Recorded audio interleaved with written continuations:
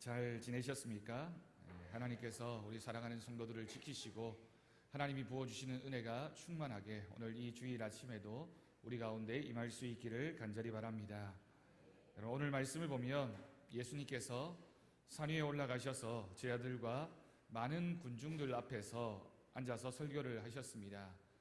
여러분, 상상을 해보면 예수님께서 갈릴리 해변가에서 많은 무리들을 모아놓고 설교하시는 그 장면을 떠올리게 되면 우리도 기회가 되면 그런 예수님의 말씀을 직접 들을 수 있다면, 또 그렇게 넓고 또 시원한 곳에서 예수님이 들려주시는 그 음성을 듣고 있으면 우리의 마음이 얼마나 행복해질까라는 생각도 하게 됩니다.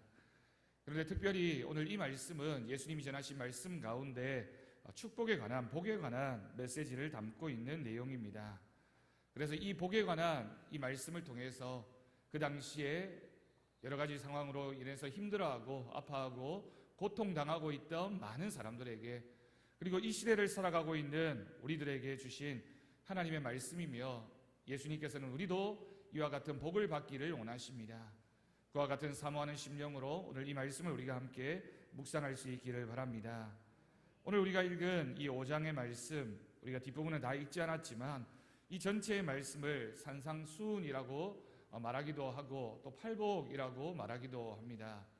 예수님께서 산 위에 올라가셔서 많은 무리들을 향해서 선포하신 말씀이며, 특별히 8가지의 복을 말하고 있기 때문에 팔복의 말씀이라고 이렇게 이름을 정하게 되는 것입니다. 물론 성경 말씀에는 이 복이 8가지인지 9가지인지 번호를 붙이지 않았습니다. 그렇지만 많은 성경학자들이 대체적으로 봤을 때 한 8가지의 복이 되지 않는가라고 생각을 해서 팔복이라는 이름을 붙여놓고, 지금도 이스라엘 갈릴리에 가게 되면 팔복을 주신, 팔복을 선포하신 그 기념교회가 있습니다. 오늘 말씀에서 말하고 있는 여러분, 복이란 무엇입니까? 과연 복은, 오늘 말씀이 말하고 있는 복은 우리가 생각하는 복과는 어떻게 다르며 어떤 의미가 있는 복이겠습니까? 우리가 일반적으로 생각한다면 행복이라고 하는 것, 복이라고 하는 것은 우리의 마음 가운데 만족을 주는 것들이라고 할 수 있습니다. 조금 다르게 얘기한다면 우리가 그것을 가지게 되면 기쁨을 얻게 되는 것, 기쁨을 가져다 주는 것, 그것을 아마 복이라고 할 수 있을 것입니다. 그래서 우리가 그것을 받게 되면 우리의 마음에 행복감이 찾아오게 되고 만족하게 되고, 그것을 통해서 우리의 삶이 윤택해지는 것, 그것을 복이라고 말하며 많은 사람들이 이 복과 행복을 동일한 의미로 사용하기도 합니다. 근데 여러분, 이 복이라고 하는 것이 오늘날에만 또는 성경에만 기록되어진 복이 아니라 아마 여러분들 가정에서도 숟가락 같은 곳에 복이라는 글자가 쓰여져 있는 것을 본 분이 계실 것입니다. 옛날부터 우리나라에서도 이 복을 굉장히 중요하게 여겨서 인간이 살아가는 데 있어서 이 복이 있었으면 좋겠다, 이 복이 우리 가정 가운데 있었으면 좋겠다라는 생각을 많은 사람들이 가졌습니다. 특별히 우리나라에서는 오복이라고 하는 말이 있어서 이 5가지의 복을 가지게 되면 인간이 행복한 사람이다라고 하는 생각을 가지고 있었던 것이죠. 그 5가지의 복의 첫 번째가 수라고 하는 것입니다. 수가 무엇이겠습니까? 오래 사는 것을 말합니다. 부라고 하는 것이 있었습니다. 부는 무엇이겠습니까? 부유하게 사는 것을 의미합니다. 강령이라고 하는 복도 있어서 건강하게 사는 것을 강령이라는 복으로 표현을 했습니다. 유호덕이라는 복이 있어서 덕을 좋아하고 베푸는 삶을 살 때 그것이 복된 삶이라고 말했습니다.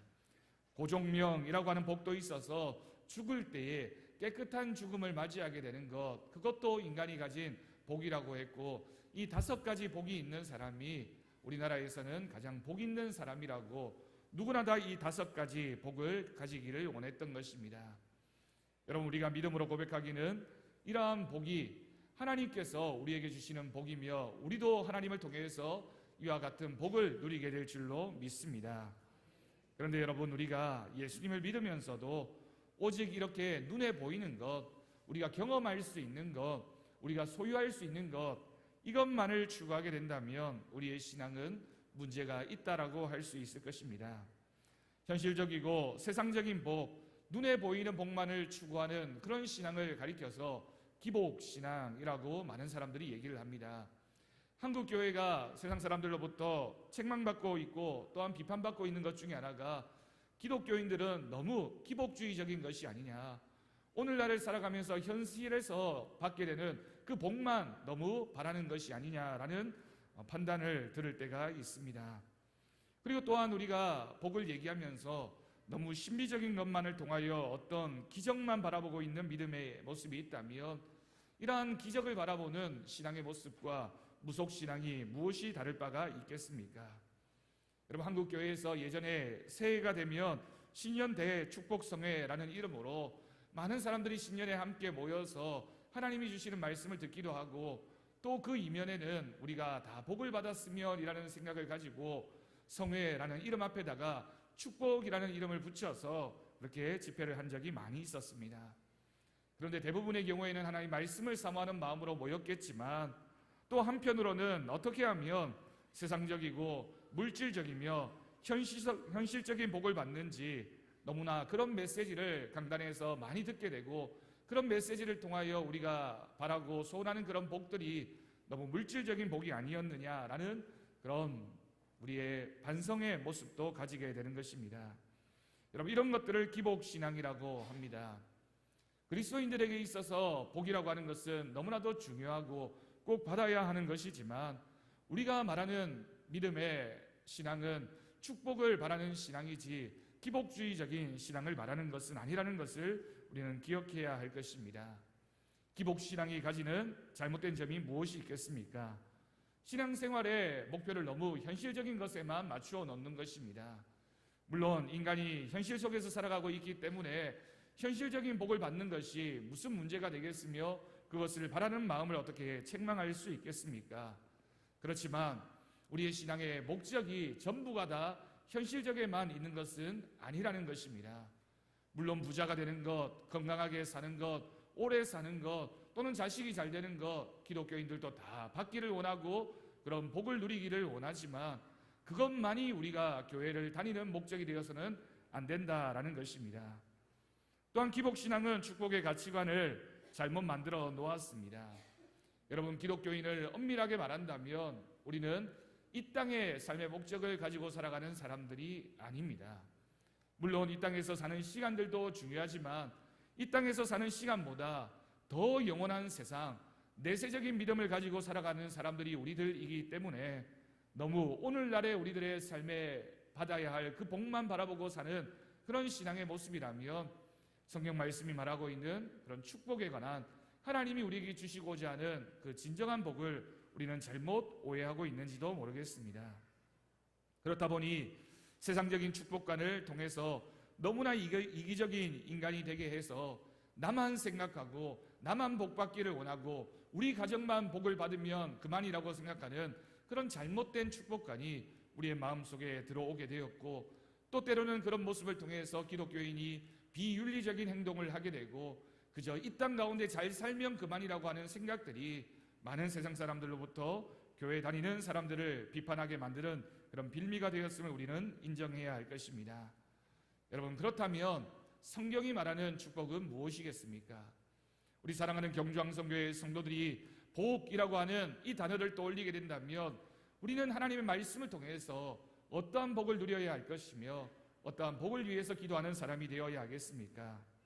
여러분, 예수님이 주신 복을 우리가 깊이 묵상해 보아야 할 것입니다. 오늘 본문에서 나오고 있는 이 복을 원문으로 보면 마카리오스라고 하는 단어를 사용하고 있습니다. 그런데 이 단어의 원래적인 의미는 하나님과의 관계를 통해서 가지게 되는 복을 의미합니다. 다시 말해서 하나님과 우리가 좋은 관계를 맺게 되는 것, 그것 자체가 복이라고 하는 말씀을 우리에게 가르쳐 주고 있는 것입니다. 여러분, 꼭 기억하시기를 바랍니다. 하나님 자신이 우리의 복이시기 때문에 우리가 하나님과 바른 관계를 맺는 것이 진정한 복이며, 그 복을 우리가 위하여 기도해야 할 것이며, 우리 사랑하는 성도들 모두가 그와 같은 복을 누릴 수 있기를 간절히 바랍니다. 하나님과 좋은 관계를 맺으십시오. 하나님이 우리의 삶에서 어떤 분이신지를 바르게 고백하며, 또한 우리는 하나님 앞에 어떤 존재인지를 바르게 하나님의 말씀을 통해서 고백하게 된다면 그것이야말로 그리스도인들이 누리는 참된 복인 줄로 믿습니다. 또한 예수님께서는 자신이 우리의 복이라는 말씀을 주셨습니다. 여러분 생각해 보면 신랑이 대통령이면 아내는 저절로 영부인이 됩니다. 대통령이 되는 데는 여러 가지 자격이나 또는 선거나 여러 가지 과정을 거쳐야 하지만 영부인이 되는 데는 특별한 자격 심사 기준이 없습니다. 어떻게 본다면 남편이 대통령이 되었기 때문에 저절로 영부인이 된다라고 할 수 있습니다. 그래서 대통령이 누리는 그 모든 것을 다 같이 누릴 수 있게 됩니다. 자식들도 마찬가지입니다. 아버지가 대통령이면 아버지를 통해서 누리게 되는 대통령 가족으로서의 많은 복과 은혜를 함께 누리게 된다라는 것입니다. 여러분, 하나님은 예수님을 통하여 우리가 해결할 수 없는 우리 인생의 죄짐을 모두 대신 져 주셨습니다. 인간의 모든 저주와 불행을 예수님께서 전부 거두어 가셨음을 믿습니다. 그리고 우리에게는 모든 좋은 것을 주시겠다라고 말씀하셨습니다. 성경이 말하고 있는 그 좋은 것이 무엇입니까? 그것이 바로 영생이며 하늘나라입니다. 예수님을 나의 구주로 받아들이기만 하면 하나님께서 우리에게 영생을 주시겠다라고 말씀하셨으며 우리에게 하나님 나라에서 함께 영원히 살 수 있는 영원한 생명을 주시겠다라고 말씀하신 것입니다.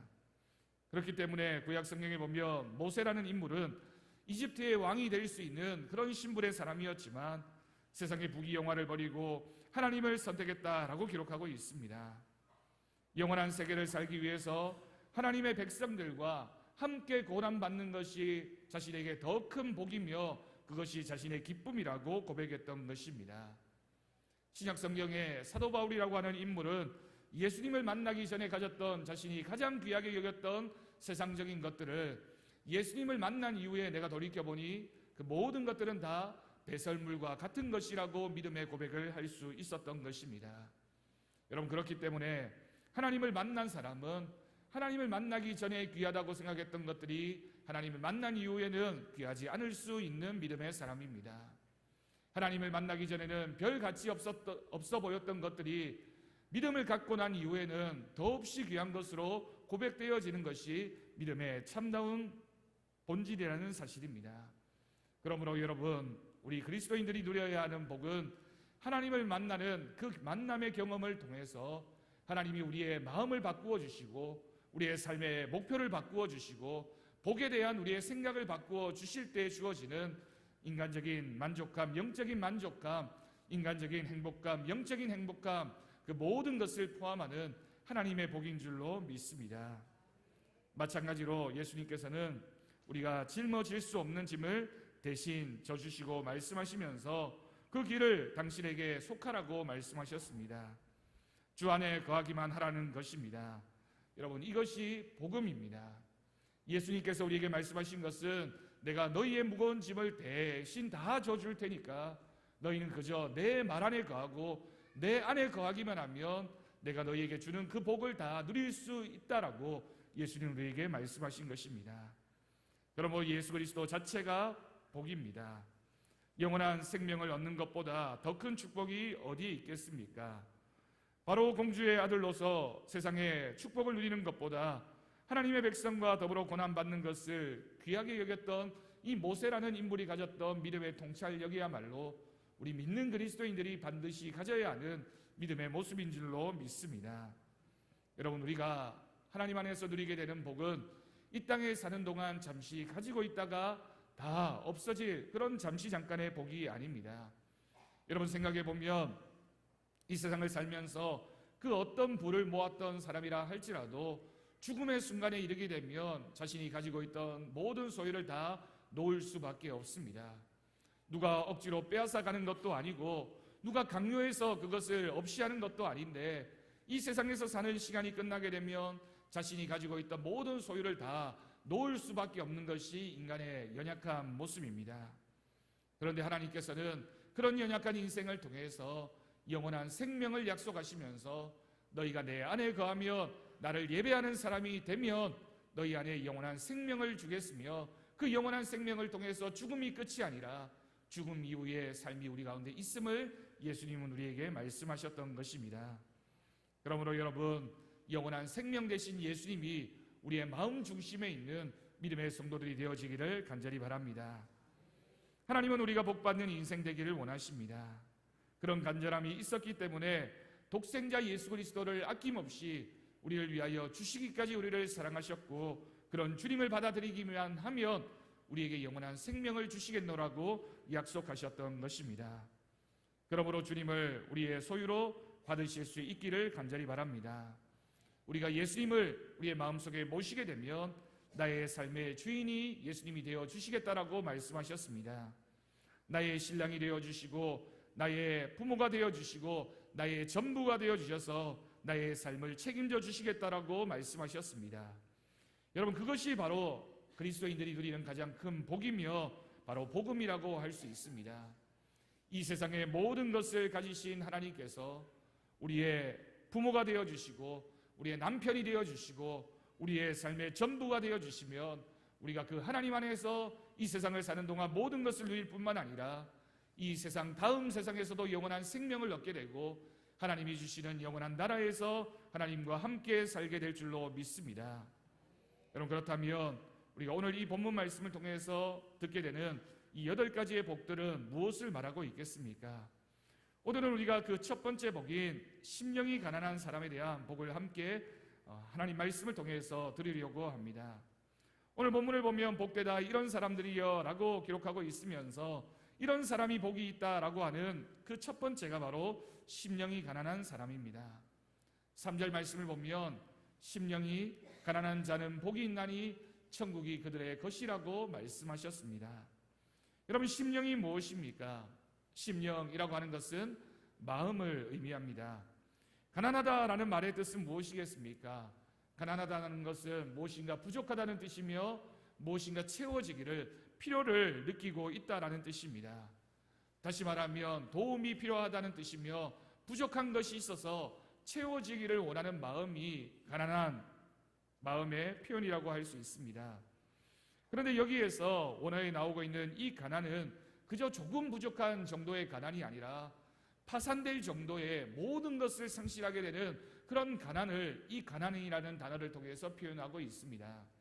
다시 말해서 심령이 가난하다라고 얘기할 때 이 가난은 뭔가 마음 한구석에 조금 부족함이 있고 조금 섭섭함이 있는 그런 정도의 가난함이 아니라 정말 일용할 양식이 없어서 이 세상을 살아가면서 필요한 어떤 것도 없어서 정말 절실하게 누군가 나를 도와주지 않고서는 나는 한시도 살아갈 수 없는 그런 극심한 가난을 느끼게 되는 것, 그 가난을 오늘 본문에서 가난이라는 단어로 표현하고 있는 것입니다.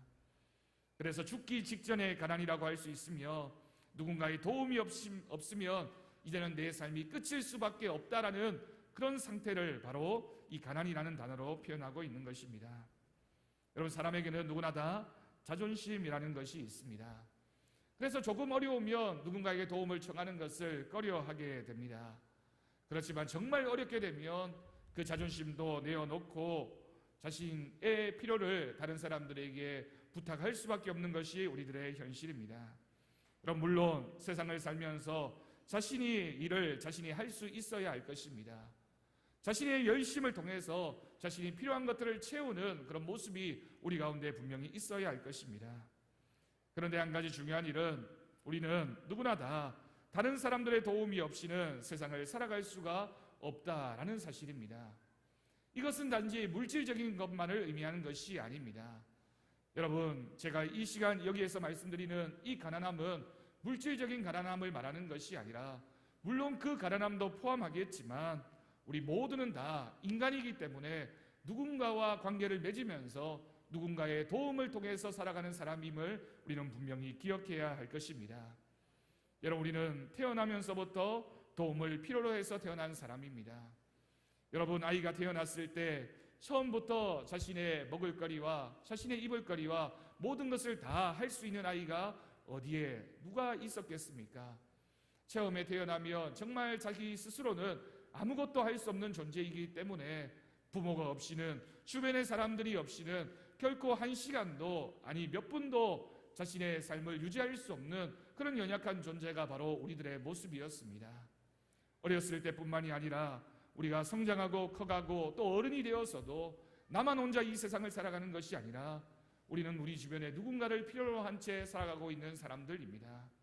가족이 필요하고 이웃이 필요하고 사랑하는 성도가 필요하고 친구가 필요하고 나를 위해서 버스를 대신 몰아줄 사람도 필요하고 나를 위해서 가스를 공급해 줄 사람도 필요하고 우리 주변에 많은 사람들이 우리에게 있기 때문에 우리는 그 사람들의 도움을 통하여 우리의 삶을 유지해 가고 있는 것입니다. 여러분, 실패하는 인생 가운데 하나는 다른 사람에게 도움을 요청하는 것을 두려워하는 사람이라고 했습니다. 운전을 해서 길을 가다가 길을 잘못 찾게 되면 물어가면 될 텐데 남자분들은 그 묻는 것을 얼마나 싫어하는지 모릅니다. 끝까지 자신의 힘으로 내가 찾을 수 있다고 조금만 가면 될 것이라고 고집을 부리다 보면 시간이 더 길어지게 되고 결국에는 묻지 않고는 길을 찾을 수 없을 때도 있습니다. 여러분, 그래서 폴 트루니에라고 하는 유명한 스위스의 크리스찬 의사는 그가 쓴 책에서 유명한 말을 한 가지 했습니다. 세상에서 가장 교만한 사람은 선물을 받기를 거절하는 사람이다 라고 그렇게 기록을 했습니다. 여러분, 무슨 말씀입니까? 인간은 누구나 다 누군가의 도움을 필요로 하고 살아가는 사람들이라는 뜻입니다. 아무리 많이 가졌다고 해서, 아무리 능력이 많다고 해서 스스로의 힘만으로 이 세상을 살아갈 수 있는 사람은 아무도 없다라는 사실을 우리가 분명히 기억할 수 있기를 바랍니다. 그런데 여러분, 여기에서 한 걸음 더 나아가야 할 것입니다. 우리가 더 깊이 생각해야 할 것은 나의 힘을 통해서 해결되지 못하는 문제들이 참 많이 있는데, 그래서 다른 사람들의 도움을 받으며 해결될 수 있는 문제들도 우리에게 많이 있는데, 그런데 죄의 문제, 우리의 목숨의 문제, 우리의 영혼의 문제, 영생의 문제는 그 사람들의 도움으로도 해결되어지지 않는다라는 사실입니다. 하나님께서 나를 도와주시지 않으면, 우리가 하나님 앞에 나아가서 하나님을 붙잡지 않으면, 하나님을 신뢰하지 않으면 그 문제는 우리에게 영원히 해결되어지지 않는 숙제인 줄로 생각합니다. 그런데 여러분, 굳이 자존심을 내세우며 받아들이지 못하는 사람들이 얼마나 많이 있는지 모릅니다. 전도를 하다 보면, 또는 가정에서 우리 사랑하는 가족들을 향해서 복음을 전하다 보면, 또 우리의 이웃이나 친척들을 향해서 복음을 전하다 보면 정말 그 사람이 금방이라도 교회를 올 것만 같은데 참 교회 오기 어려운 분들을 만나게 될 때가 있습니다. 그러면서 교회에 오는 것을 정말 죽기보다 힘들어하면서 그 요청, 우리가 함께 믿음 생활을 하자, 하나님 나라에 함께 가자라고 하는 그 요청을 받아들이지 못해서 그 기회를 놓쳐버리는 안타까운 상황들을 우리가 볼 때가 있습니다. 여러분, 그런데 중요한 한 가지 원칙이 있습니다. 배가 부르면 아무것도 원하는 것이 없게 된다라는 것입니다. 여러분, 쇼핑에 관한 유명한 격언이 하나 있습니다. 절대로 쇼핑을 갈 때는 배고픈 상태에서 쇼핑을 가지 말라라는 말이 있습니다. 자신의 배가 고프면 쇼핑을 가게 되면 참 많이 사게 됩니다. 근데 배가 부른 상태에서 마트나 쇼핑을 가게 되면 훨씬 더 적은 것을 구입하게 됩니다. 여러분, 무슨 뜻입니까? 내가 배고프면 무엇인가를 채우려고 하지만 배고프지 않으면 채워질 것이 없다라고 생각하는 마음들이 우리 누구에게나 다 있다라는 뜻입니다. 그런데 이 원리가 영적으로도 똑같이 적용되어집니다. 내 인생에 있어서 배고픔을 느끼지 못하는 사람들, 내 인생이 배가 부르고 만족하다라고 생각하는 사람에게는 배고픔이 없기 때문에 원하는 것도 없고, 아무리 하나님 나라에 대한 귀한 복음을 전해주어도 그 복음을 받아들일 만한 갈급함이 아직 그 사람들에게는 없다라는 뜻입니다. 내가 영적으로 죄인인 것을 깨닫고 절대적으로 예수님을 필요로 하는 사람이 바로 이러한 하나님의 복음을 받아들이는 사람입니다. 나는 죄인이어서 내 행위와 실력으로는 도저히 천국을 갈 수 없다고 느끼는 사람들이 바로 그런 영혼의 갈급함이 있는 사람이라고 할 수 있습니다. 여러분, 때때로 전도를 하다 보면 어떤 분들이 내가 술을 이제 끊고 나면 교회를 가겠다, 담배를 끊고 나면 교회를 가겠다, 아니 내가 좀 더 착해지면 교회를 가겠다, 내가 내 죄의 문제를 다 해결하고 나면 교회를 가겠다 라고 얘기하는 분들을 만날 때가 있습니다. 여러분, 물론 그렇게 되어서 오시면 좋겠지만 아마도 그런 분들은 평생에 가도 죽을 때까지 교회를 오시지 못하실 것입니다. 왜냐하면 우리 인생의 스스로의 힘으로는 내 인생의 문제를 해결할 수 없기 때문입니다. 내 의지나 내 판단이나 내 결심으로 내 죄의 문제를, 내 인생의 갈급함을 해결할 수 있다면 하나님이 필요 없는 사람일 테니 그런 사람이 왜 교회에 오겠습니까? 어쩌면 우리 모두는 이 자리에 나와 있다라는 그 사실 그 자체가 바로 하나님 앞에 갈급함이 있는 사람들이라는 뜻이며, 내 인생의 문제를 나 스스로 해결할 수 없기 때문에 하나님을 통해서 해결하고자 하는 그런 갈급함을 가지고 이 자리에 나와 있는 우리들의 모습인 줄로 믿습니다. 저도 그렇고 여러분들도 그렇고 인생을 살아가면서 실패를 경험하고 아픔이 있었고 절망이 있었고 내 인생의 문제가 내가 아무리 노력해도 되지 않는 부분이 있다는 사실을 인정했기 때문에 하나님의 도움을 필요로 했으며, 하나님이 나와 함께 하시면 내 인생의 문제가 해결될 줄 믿고 이 자리에 나오게 된 줄로 믿습니다. 그러므로 여러분, 예수님을 믿으라 해도 배가 부른 사람, 뭔가를 가진 사람들이며, 예수님을 믿으라고 얘기해도 나는 아직이라고 얘기하는 사람은 아직도 영혼의 갈급함이 부족한 사람이라고 할 수 있습니다. 그렇기 때문에 예수님께서 팔복을 말씀하시면서 첫 번째 복의 내용으로서 마음이 가난한 사람, 심령이 가난한 사람이 가장 큰 복을 받은 사람이라고 말씀하고 있는 것입니다. 다시 말해서 심령이 가난한 사람이 하나님의 말씀을 들을 수 있는 사람이며, 심령이 가난한 사람이 바로 하나님을 필요로 하는 사람이며, 하나님이 필요하기 때문에 하나님의 복음을 듣게 되고 하나님 앞에 나와 예배하는 사람이 되었다라는 사실입니다. 여러분, 우리는 이러한 복을 누리는 사람이 된 줄로 믿습니다. 예수님을 믿지 않으면 나는 더 이상 희망이 없음을 알고, 예수님을 나의 주인으로 모실 때 나의 하나님 그분이 나를 하나님의 자녀로 삼아주시고 하나님과의 관계를 통해서 하나님이 주시는 복과 은혜를 우리가 풍족하게 누리게 될 줄로 믿습니다. 여러분, 예수님이 여러분의 구주가 되셨습니까? 그렇다면 우리는 이 세상에서 가장 큰 복을 받은 사람인 줄로 믿습니다. 그러기에 예수님은 누가복음 16장에서 부자와 나사로의 비유를 통해서 우리에게 말씀해 주셨습니다. 부잣집 대문간에서 거지로 살아도 하나님의 위로를 바라보며 사는 사람은 세상에서 부자처럼 살고 있는 사람보다 복이 있는 사람이라는 사실을 우리에게 말씀하여 주신 것입니다. 여러분, 나사로라고 하는 이름의 뜻이 하나님의 위로라고 하는 뜻을 가지고 있습니다. 여러분, 하나님의 위로가 있는 사람이 진정한 복 있는 사람인 줄로 믿습니다. 이 세상을 살면서 우리에게 부족한 것이 있을 수밖에 없습니다. 우리가 아무리 물질적으로 많이 가진다 할지라도 그 만족감이 끝이 나는 것이 아닙니다. 가지면 가질수록, 소유하면 소유할수록 더 목마르게 되고 더 많이 가지기를 원하고 더 갈급함을 느끼게 되는 것이 우리들의 모습입니다. 그런 영혼의 갈급함을 가진 우리에게 하나님이 찾아오셔서 우리를 하나님의 위로로 채워주시고 하나님의 위로가 있는 인생으로 우리의 삶을 바꾸어 놓으셨습니다. 그러므로 심령이 가난하다는 것은 영적으로 내가 주님의 도움이 없이는 이 세상을 살아갈 수 없는 사람임을 믿음으로 고백하는 사람입니다. 그 사람, 심령이 가난한 사람, 그 사람 여러분들이 되어지기를 간절히 바랍니다. 바리새인은 영적으로 교만한 사람들이었습니다. 그래서 하나님의 신앙생활을 하면서 자신이 완벽하다라고 생각했습니다.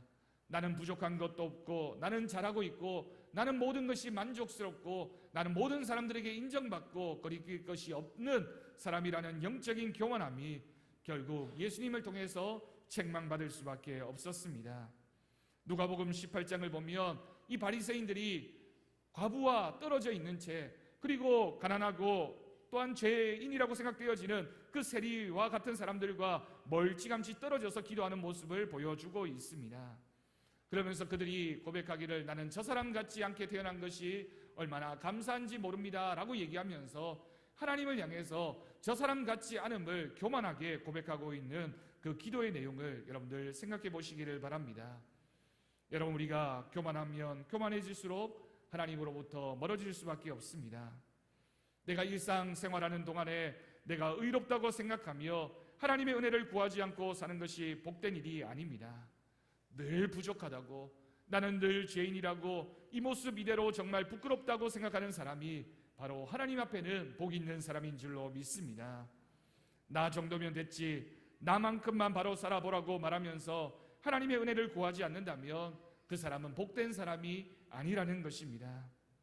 예수님을 얻은 사람은 모든 것을 다 얻은 사람입니다. 그렇기 때문에 기도함을 통하여 하나님 앞에 나와서 날마다 기도하고 하나님의 은혜를 구하며 하나님이 내 인생의 전부를 채워주실 것을 믿고 하나님 앞에 늘 갈급한 심령으로 살아갈 때 하나님이 주시는 복과 은혜가 우리 가운데 넘쳐나기를 간절히 바랍니다. 여러분, 우리 모두는 가난한 영혼이 되어지기를 간절히 바랍니다. 어떤 돈 많은 유대인이 병들어 죽게 되었습니다. 이 유대인이 이제 죽음이 가까이 온 것을 알고 멀리 타국에 가 있는 자신의 아들에게 유서를 써서 그의 종에게 남기게 됩니다. 근데 이 주인이 곰곰이 생각해 보니 자신의 아들이 돌아올 때까지는 시간이 오래 걸리게 될 텐데 어떻게 하면 좋을까라고 생각을 하다가 유서에 이렇게 썼습니다. 내 사랑하는 아들아, 내 모든 유산을 내 충실한 종에게 남긴다. 그러나 네가 돌아오게 되면 내 많은 유산 가운데 한 가지만큼은 네가 선택할 수 있도록 하겠다라는 유서를 남겼습니다. 이러한 내용의 유서를 남기고 주인이 죽게 되자 종이 얼마나 기뻐했는지 모릅니다. 주인이 가지고 있는 재산을 다 자신에게 남긴다고 하니까 와, 이제 다 내 것이 되었구나라는 생각으로 열심히 이 재산을 관리하며 기다렸습니다. 주인의 아들이 돌아오게 되면 이 많은 재산 가운데 한 가지만 주면 되고 그러면 나머지 것들은 다 내 것이 될 테니까 내 재산이라고 생각하고 열심히 관리했던 것이죠. 그러자 이 주인의 아들이 가까이 다가오게 되었습니다. 그러면서 이 유산의 증인으로 랍비 한 명을 세우고 아들을 만나게 됩니다. 이 랍비가 아들에게 묻습니다. 당신도 이 유서의 내용을 읽어보았겠지만 당신의 아버지가 죽을 때 당신에게 유서를 남겼는데 모든 재산은 이 종에게 주고 당신에게는 단 한 가지만 선택하게 하셨소. 그렇다면 당신은 무엇을 선택하겠소? 아들은 한참 동안이나 생각하더니 나는 이 종을 선택하겠습니다 라고 말하더라는 것입니다. 이렇게 해서 아들은 아버지의 모든 재산을 받은 종을 소유함으로써 아버지의 재산 전부를 다 물려받을 수 있었습니다. 죽은 아버지가 유서를 이렇게 지혜롭게 쓰지 않았다면 노예는, 이 종은 그 아들이 돌아오기까지 그 재산을 다 마음대로 처분해버리고 말았을 것입니다. 그런데 여러분, 우리의 신앙생활도 이와 같아야 합니다.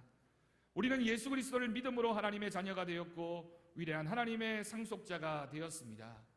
그래서 성경 말씀은 기록하기를 아들이면 또한 후사요 예수 그리스도와 함께한 후사라고 말씀하셨습니다. 그런데 여러분, 본질은 무엇입니까?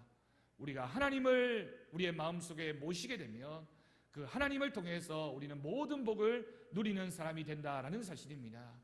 그런데 신앙생활을 하면서 자꾸만 세상적인 복에 눈을 돌려서 그것만 가지기를 원하는 사람들이 있습니다. 재산도 중요하고 물질도 중요하고 자녀가 잘 되는 복도 중요하고 건강도 중요하고 모든 것이 인생을 살면서 필요한 것들이지만 그것이 우리의 신앙의 목적이지는 않습니다. 교회를 다니게 되면 그 모든 것들을 다 얻을 수 있다라고 얘기한다면 그것은 정말 거짓말이라고 할 수 있을 것입니다. 진리는 무엇입니까? 우리가 예수님을 믿게 되면 하나님을 소유하게 된다는 것이 진리입니다.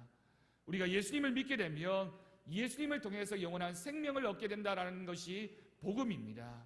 그 복음을 믿고 오늘도 하나님 앞에서 심령이 가난한 자가 되어서 믿음으로 살아가는 우리 모든 성도들이 되어지기를 간절히 축원합니다. 하나님이 주시는 복, 그 복을 통해서 이 땅에서도 행복하게 살며 또한 영원한 하나님 나라를 행복함으로 얻게 되는 귀한 믿음의 성도들이 되어지기를 간절히 축원합니다. 기도하겠습니다. 하나님 아버지, 감사합니다. 주님께서 오늘 이 말씀을 통하여 우리에게 심령이 가난한 사람이 되라고 말씀하십니다. 이 세상의 것들에 너무 욕심을 내지 않고 하나님이 우리의 마음 가운데 계심에 감사함으로 심령의 가난한 사람이 되어서 하나님만 바라보고 하나님만 원하며 하나님을 향한 소망을 가지고 살아가는 우리 믿음의 모습들이 우리 가운데 있게 하여 주옵소서.